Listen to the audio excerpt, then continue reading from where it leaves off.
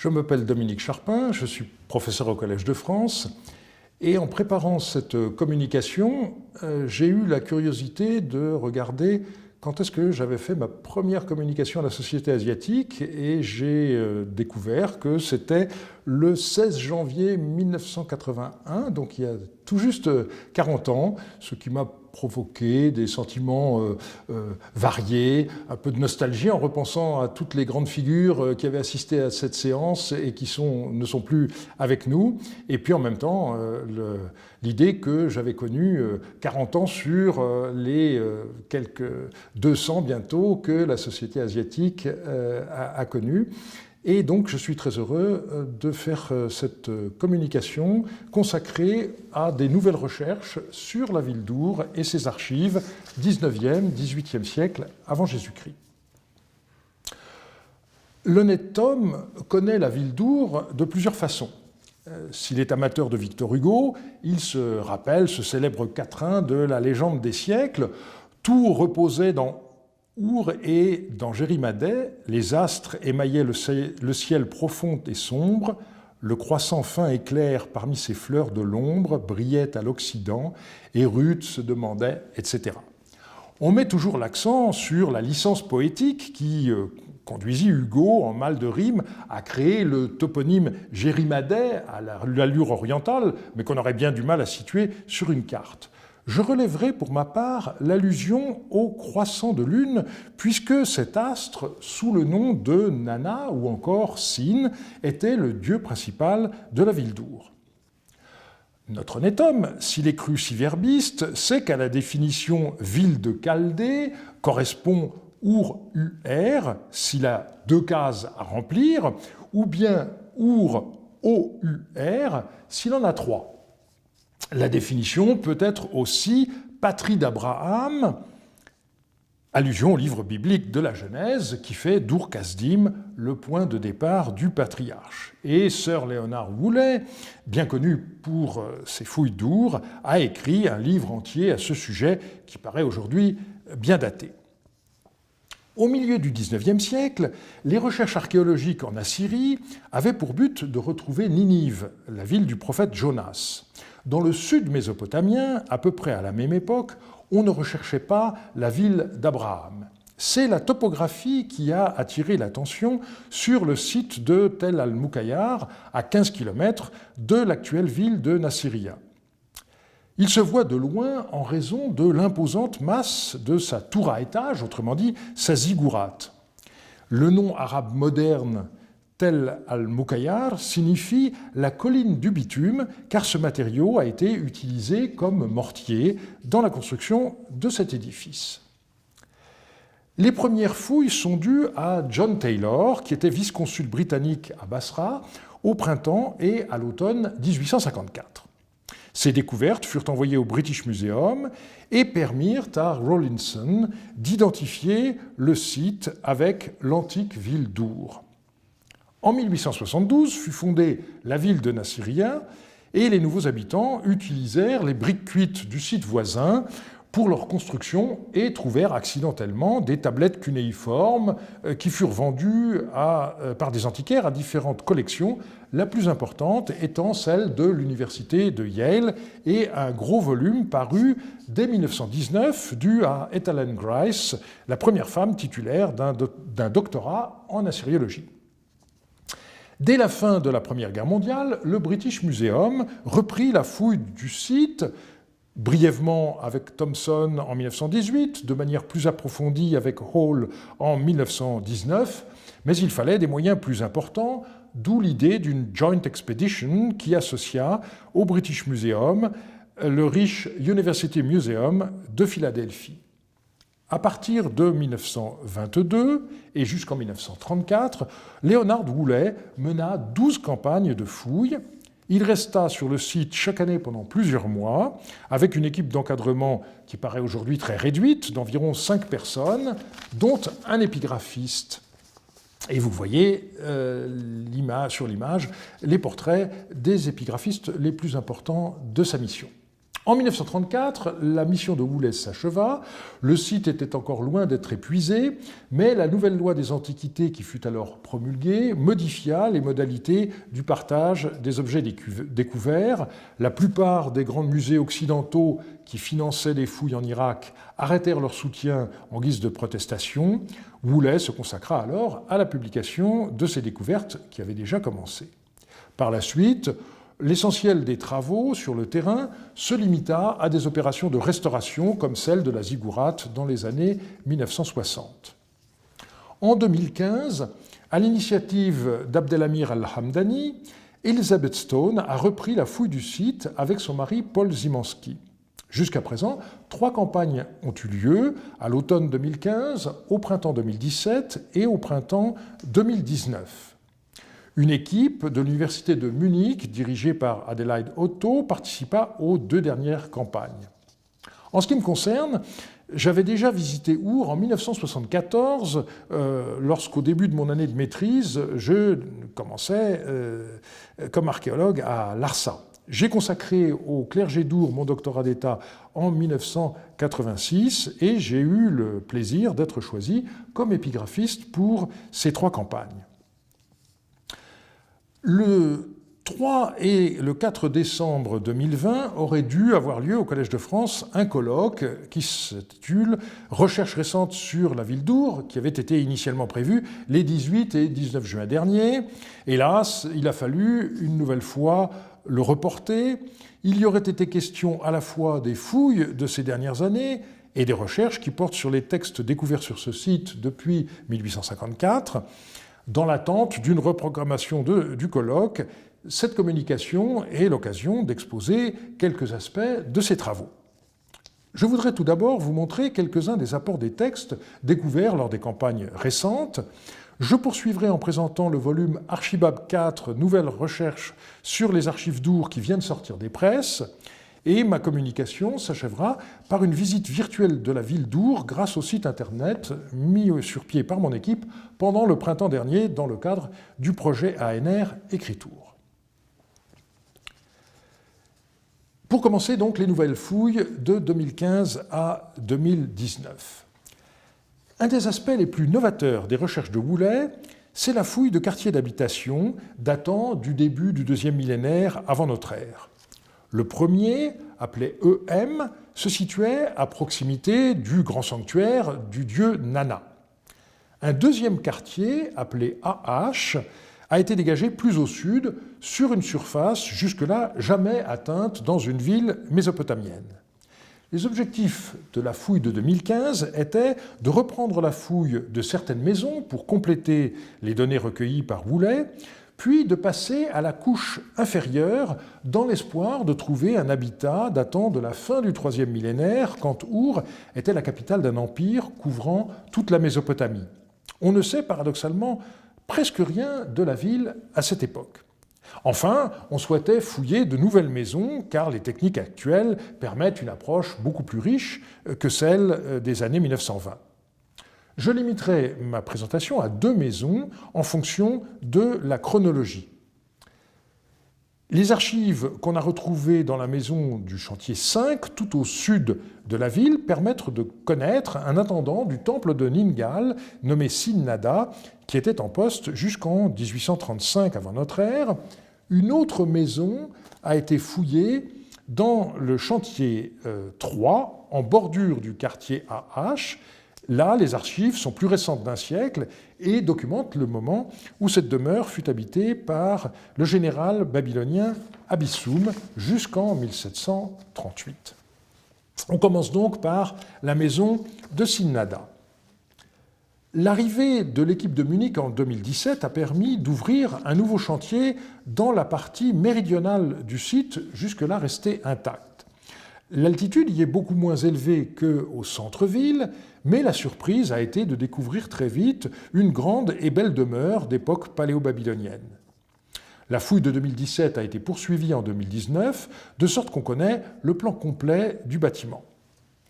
les textes ont été découverts sous le dernier niveau d'occupation. Les plus anciens remontent au règne d'Ir-Raimiti vers 1870 et la date la plus récente est celle de Tsili-Adad qui régna en 1835. Donc, manifestement, on a affaire à des textes qui ont été mis au rebut lors d'un changement d'occupation de la maison vers 1835, c'est-à-dire un siècle avant que la ville d'Our soit abandonnée sous le roi de Babylone, Samsu-Iluna. Et les tablettes, le plus souvent fragmentaires, ainsi que des étiquettes scellées, ont été retrouvées mêlées à des tessons, des ossements et autres déchets actuellement en cours d'analyse. Quel était l'occupant de cette belle demeure? La figure qui se détache du lot est un certain Sin-Nada, qui est décrit sur son sceau-cylindre, sorte de carte d'identité de l'époque, comme fils de Igianakezu, le scribe, intendant du temple de Ningal, et ce sceau figure sur des étiquettes en argile ayant servi à fermer des paniers de tablettes qui malheureusement n'ont pas toutes été retrouvés, mais aussi sur des fragments d'enveloppes de lettres. À l'époque, en effet, une fois que une lettre était inscrite sur une tablette, et une fois la tablette sèche, on la recouvrait d'une fine couche d'argile, à peu près 1/2 centimètre, qui formait une enveloppe. Cette enveloppe avait deux avantages, elle, comme de nos jours d'ailleurs, ça garantissait la confidentialité du message d'une part, et puis on y inscrivait le nom du destinataire et l'expéditeur déroulait son sceau à la surface, ce qui assurait l'authentification de la lettre. Or, une des lettres retrouvées en 2019 était adressée à une femme nommée Nutuptum, dont j'avais supposé qu'elle était l'épouse de Sin-Nada. Après avoir dressé la liste des objets qu'il lui envoyait, Sin-Nada ajoutait qu'il rentrerait 10 jours plus tard. Et donc le fait que Sin-Nada ait été expéditeur d'une lettre retrouvée dans la maison n'empêche pas qu'il en ait été l'occupant principal, puisque la lettre a été envoyée alors qu'il était à l'extérieur. Et cette conclusion a été confirmée par une autre lettre trouvée en 2019 où Sin-Nada rassurait sa femme. Le message était simplement « tout va bien, ne t'inquiète pas », ce qui est typique des brefs messages que les maris pouvaient envoyer à leur épouse à cette époque, et surtout par la découverte d'une empreinte du sceau de Nutuptum elle-même. Et pour notre collègue Adelaide Otto, cette parité, qui est quand même assez rare à l'époque, d'avoir une maison dans laquelle on a le sceau à la fois du maître et de la maîtresse de maison, a été bien sûr quelque chose, une découverte tout à fait agréable. Si on revient au sceau du mari, Sin-Nada, eh bien, en regardant toutes les empreintes incomplète de ce sceau, je me suis rendu compte que la 5e ligne de l'inscription n'était pas la même dans tous les cas, et l'iconographie non plus. Et donc on a pu comprendre qu'il y avait en fait deux sceaux différents. Dans le premier, Sin-Nada se décrivait comme serviteur de Sin-Eribam, qui était le roi de Larsa en 1842-1841, et il portait en même temps le titre de Sangha, donc administrateur du temple. Et dans le sceau plus récent, il apparaît comme serviteur de Tsili-Adad, qui était roi de Larsa en 1835, quelques années plus tard, et son titre est différent. Il s'agit vraisemblablement d'une promotion. Ce qui est intéressant, c'est que ce Tsili-Adad n'a régné que pendant 9 mois, et le sceau de Sin-Nada est pour l'instant le seul sceau de quelqu'un qui se reconnaisse comme serviteur de ce souverain. Et par ailleurs, nous savons que ce roi de Larsa, Tsili-Adad, entama des travaux de rénovation dans le temple de la déesse Ningal à Our. Ce temple a été fouillé par Woolley, il se trouve juste au sud de la ziggourate, et une autre inscription permet de voir que les travaux ont été achevés par le successeur de Tsili-Adad, Waratsin. Donc apparemment, Sin-Nada, responsable du temple de la déesse Ningal, avait réussi à convaincre le roi Tsili-Adad de l'urgence d'entreprendre des réparations dans le sanctuaire.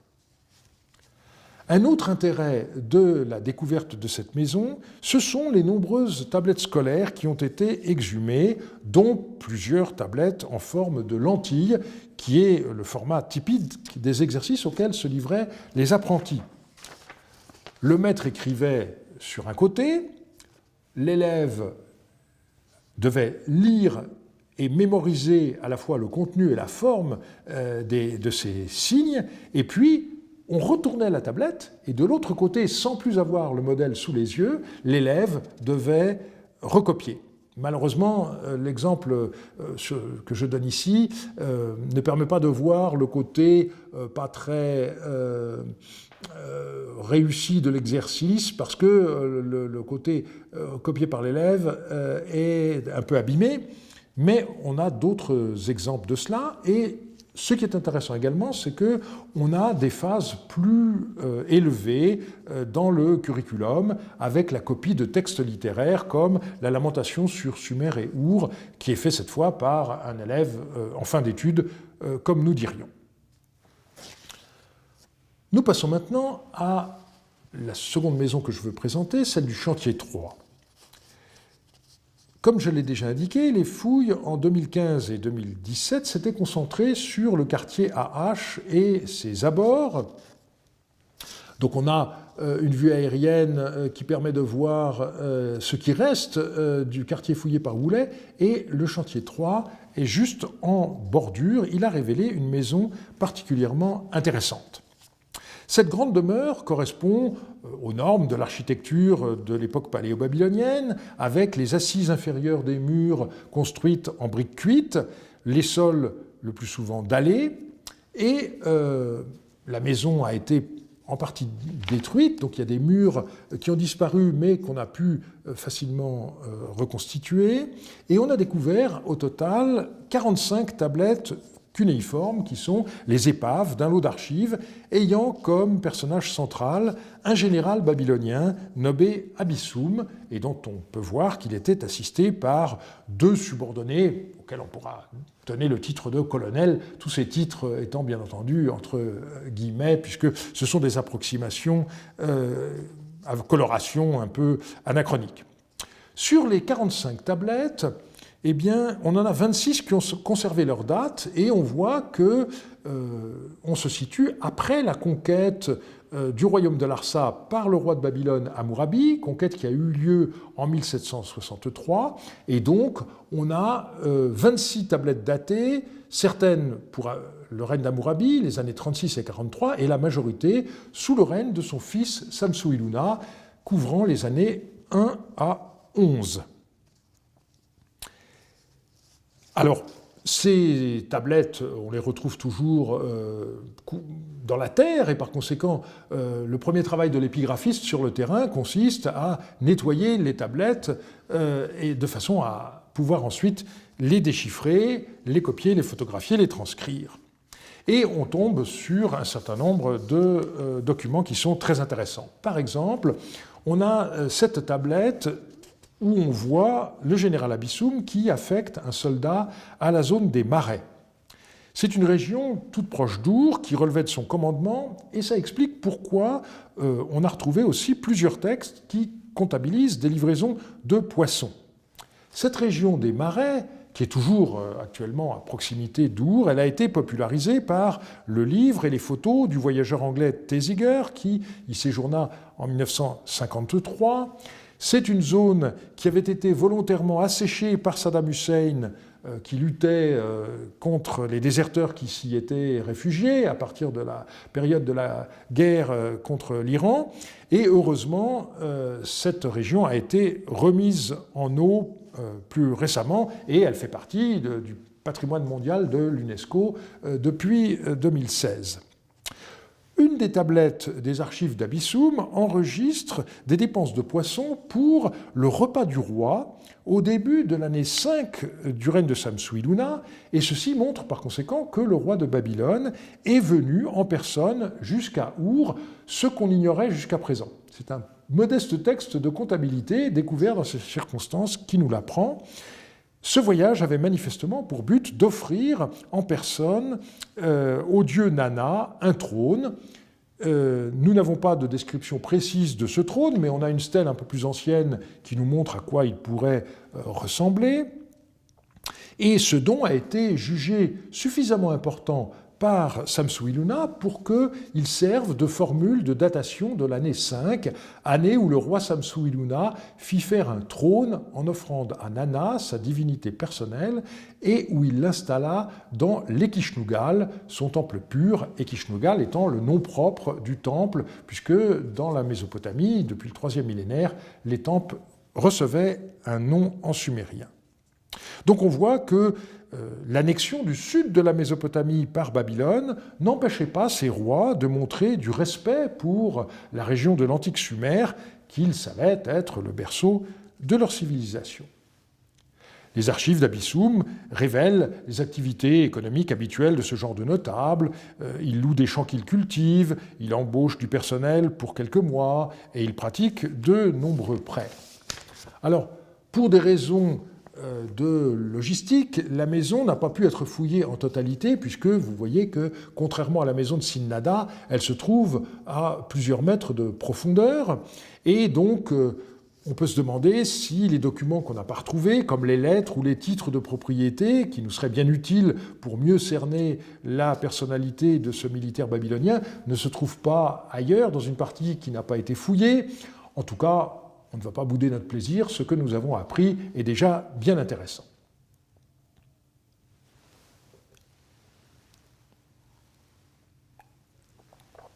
Je voudrais maintenant vous présenter un livre qui vient de paraître dans le cadre du projet financé par l'Agence nationale de la recherche qui s'appelle Écriture et qui a comme titre complet « La ville d'Our d'après les textes du premier quart du 2e millénaire avant Jésus-Christ ».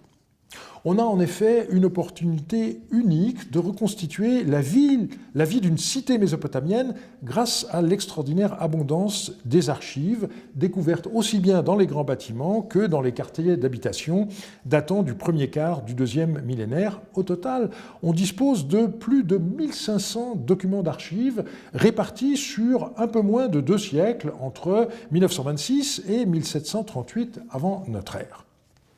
Une grande partie des documents a été publiée dès 1953, mais sous la forme traditionnelle d'un recueil comportant un catalogue, des index et des planches où ont été recopiées à la main les tablettes cunéiformes. Très peu de ces textes ont été jusqu'à présent édités, et l'un des objectifs du projet, c'est de rendre tous ces textes accessibles sous la forme d'une édition électronique permettant toutes sortes de recherches. Et la base de données Archibab est l'outil idéal pour ce travail qui a nécessité les efforts de toute une équipe pendant de nombreux mois. À partir du corpus ainsi rendu exploitable, différentes enquêtes ont pu être entreprises qui ont abouti à 14 chapitres réunis dans ce livre collectif, donc le tome 4 de la série Archibab, qui s'appelle « Nouvelles recherches sur les archives d'Our d'époque paléo-babylonienne » et qui vient de paraître. Un des objectifs était de rendre compte des 230 textes découverts antérieurement aux fouilles de Woolley. Donc 230 sur 1500, c'est quand même un chiffre qui n'est pas négligeable. Ces textes donc, sont ceux découverts par Taylor en 1854 et ensuite par les habitants de Nasrié, comme je l'ai indiqué tout à l'heure, qui venaient récupérer des briques et qui sont tombés sur des archives dans les maisons dont ils récupéraient les briques. Donc on a dressé le catalogue de tous ces textes et on a essayé de reconstituer les différents contextes dans lesquels ces tablettes ont pu être exhumées.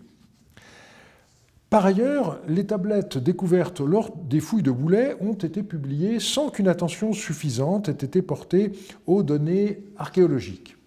Et là, nous avons pu nous appuyer sur le projet Our Online, qui a été fait par des collègues du British Museum et du musée de Philadelphie, qui donne accès à toute la documentation de la fouille de Woolley conservée dans ces deux institutions. Et grâce à cela, on est bien souvent parvenu à pallier les déficiences de l'enregistrement et à reconstituer de nombreuses archives, qu'il s'agisse d'organismes comme le magasin du temple, qu'on appelle le Ganunmar, ou bien encore des archives d'individus qui étaient déjà connus, comme Dumuzi Gamil ou Ea Natsir. Il est très important de bien définir la nature des échantillons textuels qui nous sont parvenus. Et dans certains cas, ça a permis de corriger certaines généralisations prématurées et de reprendre des études synthétiques qui portent sur des activités comme le prêt ou sur des groupes sociaux comme le clergé du dieu Enki-Deridu. Les progrès dans nos connaissances rendent par ailleurs très fructueux le travail de collation des originaux, quand on peut se déplacer dans les musées, comme au British Museum, ou encore sur photo. Et sur cette base, dans le recueil Archibald IV, eh bien, plus d'une centaine de textes ont été édités, dont 7 publiés pour la première fois.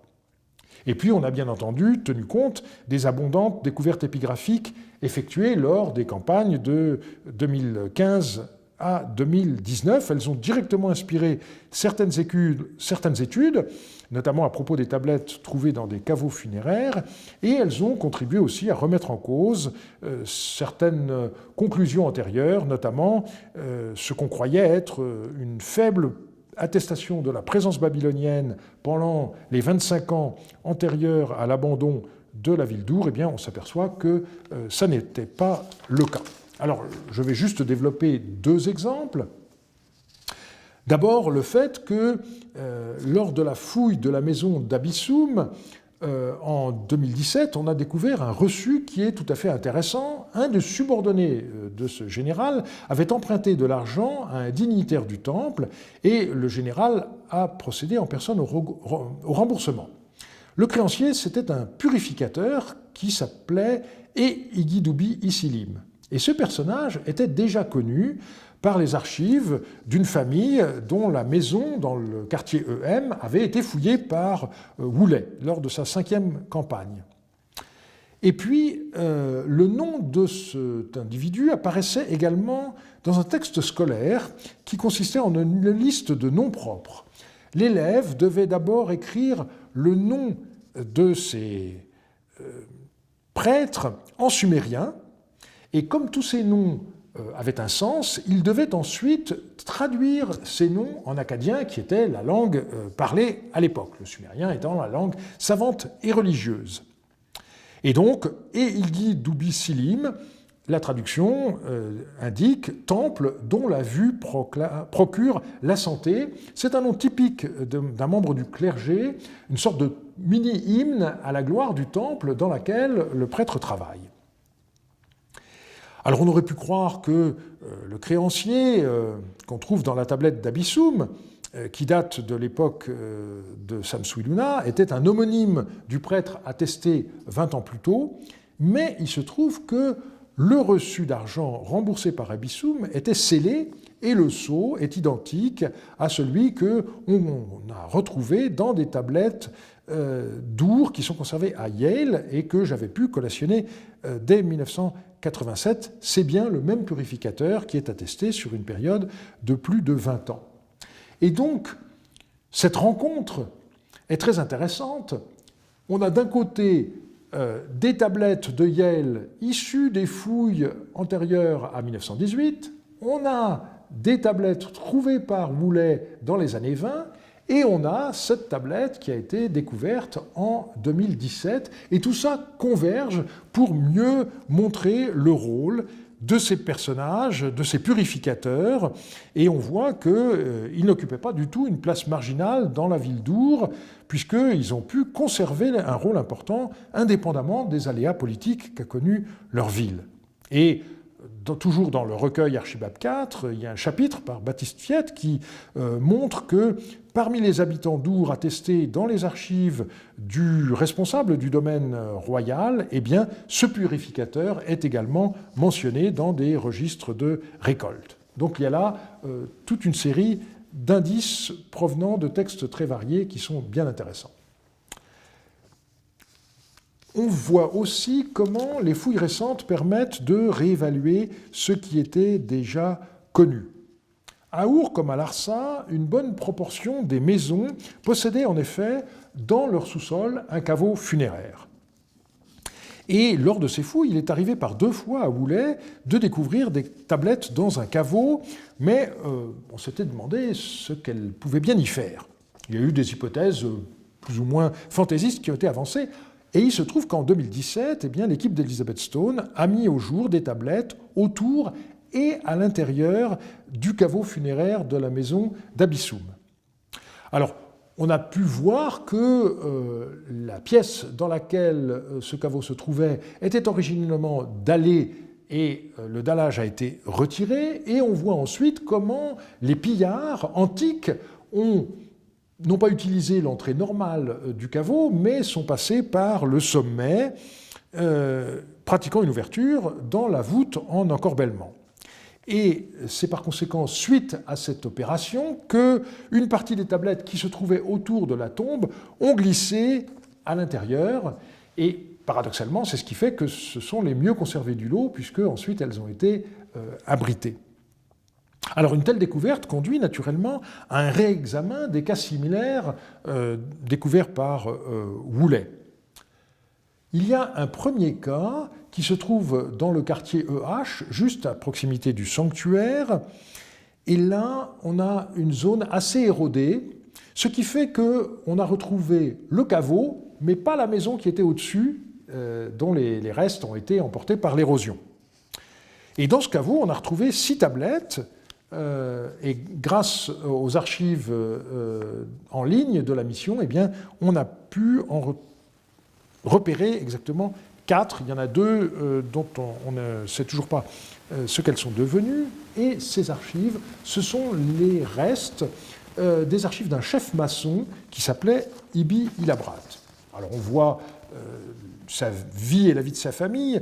Quand il était un petit enfant, sa mère, sans doute veuve, avait dû vendre une pièce de leur maison à un voisin, mais on s'aperçoit que plus de 70 ans plus tard, ce personnage était encore en vie en l'an 11 de Samsu-Iluna, donc une durée de vie considérable, surtout pour un métier dont on pourrait penser qu'il use plus que celui d'universitaire, par exemple.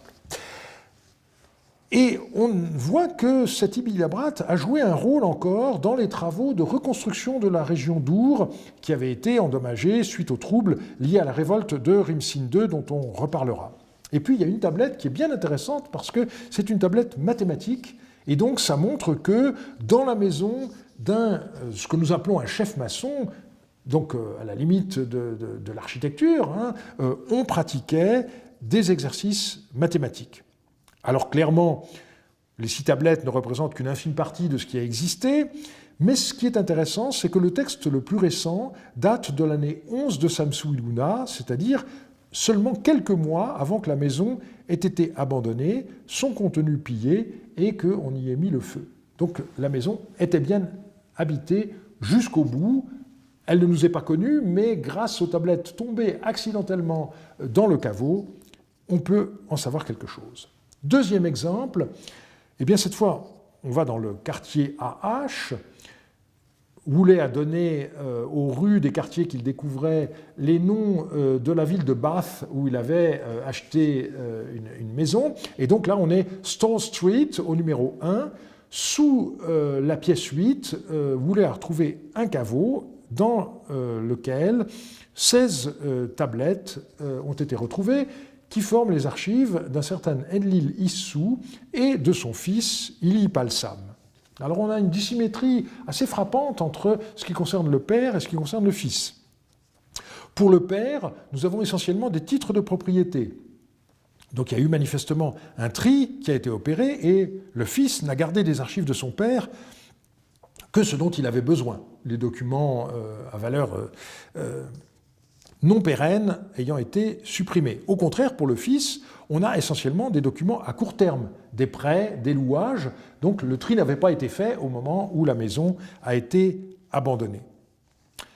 Autre élément intéressant, Enlil Issou était encore vivant en l'an 36 d'Hammurabi, ce qui montre, une fois de plus, la continuité dans la vie de la ville d'Our, indépendamment de la conquête babylonienne. Ce sont les mêmes personnes qui sont restées sur place et qui ont continué à vivre dans leur maison. Et puis, cette demeure offre un des rares cas archéologiquement attestés où l'on voit la vie se poursuivre au-delà de la révolte de Rimsin II qui a marqué le règne de Samsu-Iluna. On a en effet retrouvé donc des textes datés d'Hammurabi, des textes datés des 8 premières années de Samsu-Iluna, et puis on a ensuite la révolte de Rimsin II, et à nouveau on a des textes datés de la fin de l'année 10 et de l'année 11 de Samsu-Iluna. Et ceci montre bien que Samsu-Iluna s'est borné à détruire la muraille de la ville d'Ur qui s'était ralliée aux rebelles Rimsin II, mais qui ne s'en est pas pris aux habitations, et contrairement à ce qui est généralement écrit à la suite de Woolley, ça n'est pas Samsu-Iluna qui est le responsable de la destruction de la ville après l'année 11. Donc ce qu'on voit, c'est que après la fin de l'année 11 de Samsu-Iluna, les habitants ont abandonné leur maison sans avoir le temps d'emporter grand-chose, et il y a des pillards qui ont circulé, et ils savaient qu'il y avait des offrandes funéraires intéressantes dans les caveaux, donc ils sont allés s'intéresser au contenu des caveaux, et c'est dans ces circonstances que les tablettes des archives qui étaient restées alentour ont fortuitement glissé à l'intérieur. Voilà deux aspects qui donnent un aperçu limité du contenu de ce livre, que j'invite tous ceux qui sont intéressés à lire, et je précise que nous avons décidé d'en mettre la version PDF en ligne gratuitement pour faciliter l'accès à nos recherches, les chapitres étant par ailleurs accompagnés de résumés en français et en anglais, toujours dans le désir de rendre ces travaux accessibles. Je passe maintenant au troisième temps de ma communication avec ce site de visite virtuelle que nous avons créé au printemps dernier lors de la période de confinement. C'était une sorte de défi, on avait prévu de faire ça et puis il a fallu le faire à distance, et je dois dire que toute l'équipe autour de Margot Massé qui nous avait créé la structure de ce site, eh bien, a pu faire un travail extraordinaire, et je dois dire que ça a été certainement une des choses qui nous a aidé à tenir dans cette période un peu difficile, parce qu'on avait cet objectif et on le voyait, on faisait des réunions toutes les semaines et on voyait le site petit à petit augmenter. Alors, notre ambition n'était pas du tout de recréer des bâtiments en 3D comme c'est la mode actuellement, ce qui est tout à fait légitime. On n'en avait ni les moyens ni le désir. Notre idée, c'était d'avoir un plan interactif qui permette de visiter les différents monuments avec des plans, des photos, éventuellement des vidéos, et d'obtenir en même temps des informations sur chaque quartier, monument ou maison, avec des liens vers l'édition électronique des textes découverts dans chacun des locus.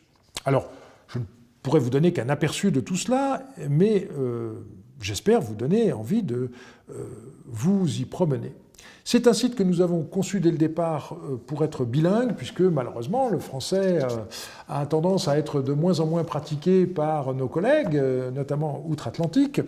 Et donc vous avez, ici on est dans la version française, une page d'accueil avec une présentation du site, l'accès à un survol du site par drone, ensuite des indications sur l'histoire des fouilles, sur les tablettes cunéiformes qui ont été découvertes, un point sur l'histoire de la ville, sur l'environnement, et puis finalement, à l'aide d'une flèche, on peut rentrer sur le site proprement dit. Alors on débouche sur un plan d'ensemble du site avec un principe qui est relativement simple. On a trois types de ronds, des ronds de couleur verte avec un i à l'intérieur pour plus d'informations. On a des ronds de couleur jaune avec une loupe qui permettent de rentrer dans plus de détails. Et on a des ronds avec le signe cunéiforme A qui permet d'avoir accès au texte d'archives. Alors ici, on va aller sur la présentation d'ensemble et on va cliquer sur le i pour avoir plus d'informations.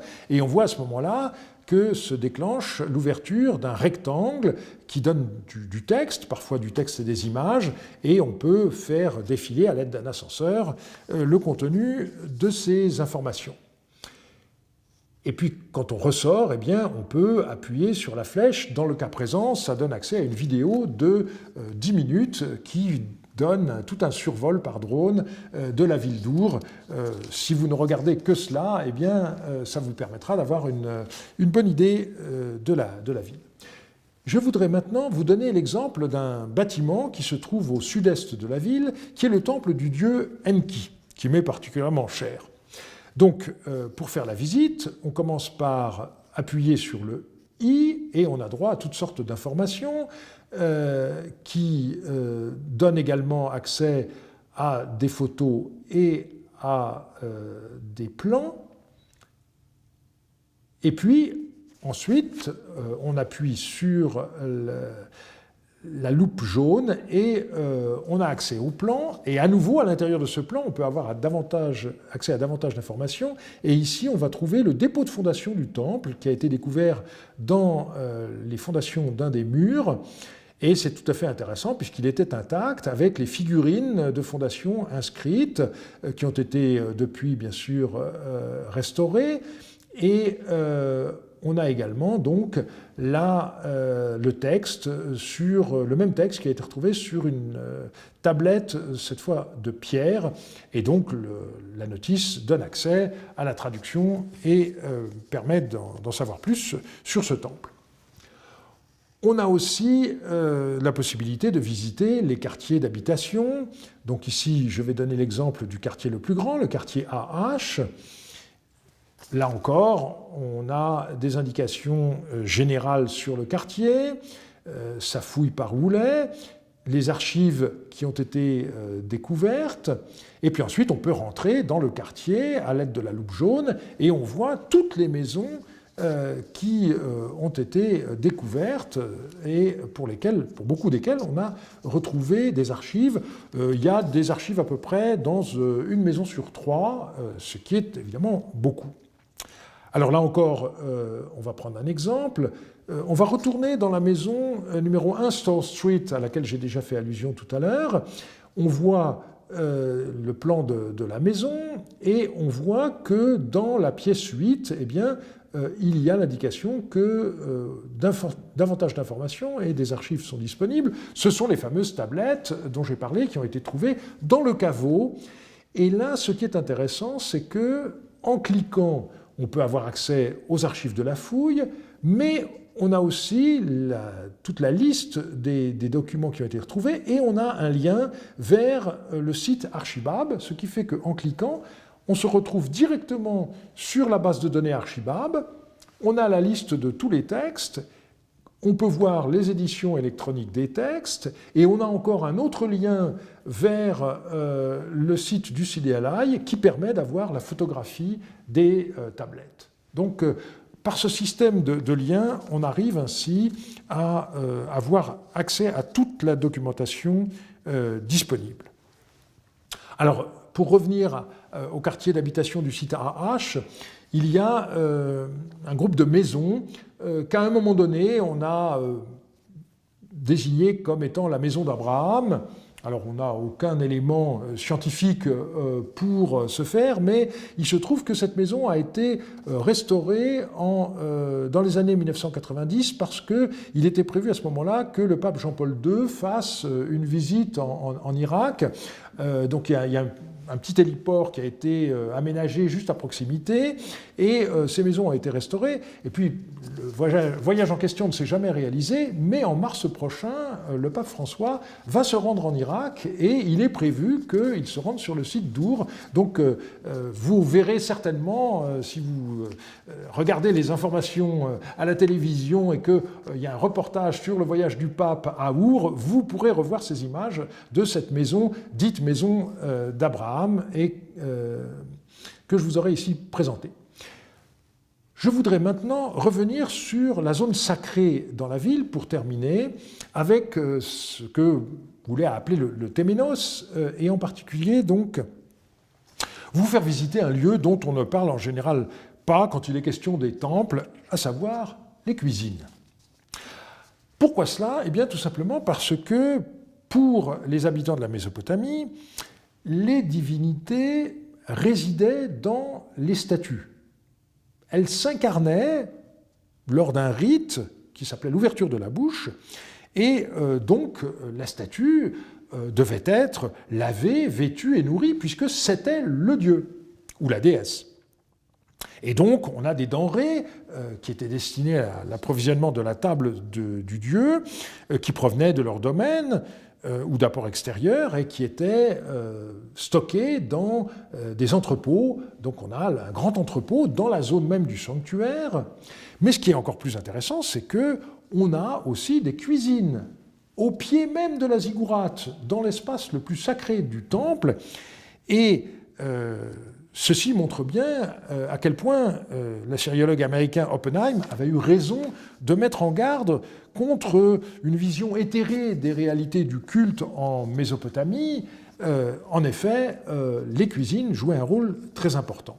Et dans le cas d'Our, eh bien, on a retrouvé ces cuisines. Alors, le niveau le mieux conservé date de la deuxième moitié du IIIe millénaire, et on voit bien les traces d'un four circulaire délimité par un anneau d'argile. C'était comme les fours de boulanger traditionnels, un four à voûte surbaissée qui était chauffé en introduisant directement le combustible, et puis lorsque la température désirée était atteinte, on retirait braise et cendres et on enfournait les aliments à cuire. Et on a retrouvé un dépôt de fondation juste dans un des murs de ces cuisines avec 2 rouleaux en cuivre inscrits. C'est une dédicace du roi Nouradad, qui régnait entre 1865 et 1850 avant notre ère, et on a ce bref récit. Alors, Nouradad construisit pour sa vie le grand four qui procure constamment la nourriture aux dieux Sin, qui produit le pain pour l'ensemble des dieux sur la haute estrade de leur salle à manger, soigneusement équipée, qui ronfle à l'heure du dîner et du déjeuner, et il rétablit pour lui ses antiques rites de purification. Et on voit bien le caractère mixte de ces activités, puisque on a à la fois l'aspect très concret de la préparation des repas et en même temps la mention de ces rites de purification. Et on a dans une maison du quartier EM, juste de l'autre côté du sanctuaire, eh bien, on a découvert un hymne au dieu Sin dans lequel on nous dit « La déesse Kusu s'est tenue pour les rites de purification dans le temple créé par lui-même. Sur le côté du intérieur, le four pour les bœufs, les moutons et le pain. » Et puis ensuite, un peu plus bas, on nous dit « Ta pourvoyeuse », donc on s'adresse au dieu Sin, et il est ici question à nouveau de la déesse Kusu, « Ta pourvoyeuse, afin que tu puisses porter des mains pures vers la table de ta grande salle à manger, Kusu, elle qui rend les mains brillantes et pures, sanctifie les mains. » Donc le dieu se lave les mains avant de passer à table, selon un usage qui est toujours recommandé, mais on voit que dans l'hymne, c'est une divinité qui fait cela, et évidemment ceci reflète le rituel où on avait des purificateurs qui nettoyaient les mains de la statue de la divinité avant d'apporter ce qui avait été cuit dans le four. Et ces activités culinaires ont laissé de nombreuses traces dans les archives de toutes les époques. Il s'agissait de charges qui étaient détenues pendant une certaine période de temps, chaque année, transmises par héritage et aliénables. Et donc on a par exemple des brasseurs du temple de Nana, et ces brasseurs avaient droit à une rémunération, bien entendu.